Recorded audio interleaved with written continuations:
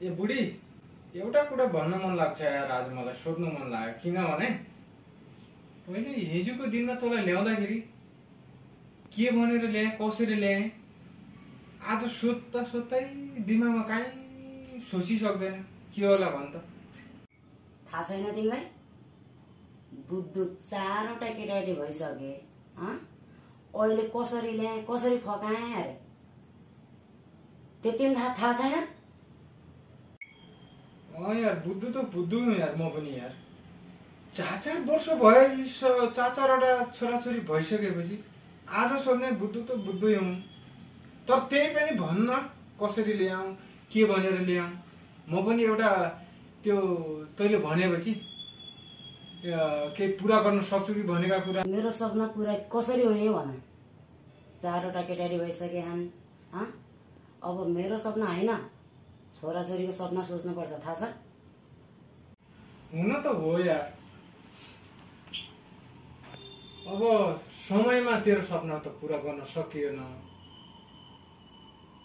तर अब सपना पुरा गरौँ भने पनि छोराछोरीको सपना पुरै गर्न सकिँदैन। कसरी गर्ने होला है? गाह्रो छ जिन्दगीमा यार। बुढीको सपना, भनेका बाचा र कसम त त्यत्तिकै खेर जान्छन् कि क्या हो जिन्दगीमा। भयो कुरा। अब सपना मेरो पहिला भएन, अब पुरा गरौँ भन्ने सपना पुरा सकिए होइन के अरे। अब छोडिदिनु त्यो सपनाको। अब छोराछोरीको सपना हेरौँ, केही पनि टेन्सन नलिनु। अब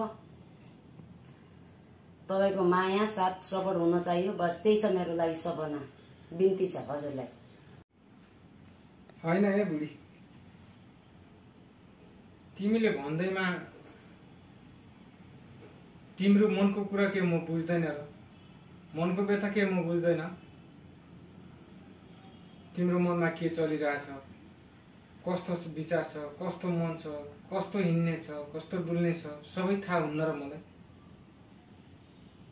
मनभरि बोकेर त हिँड्छु म पनि।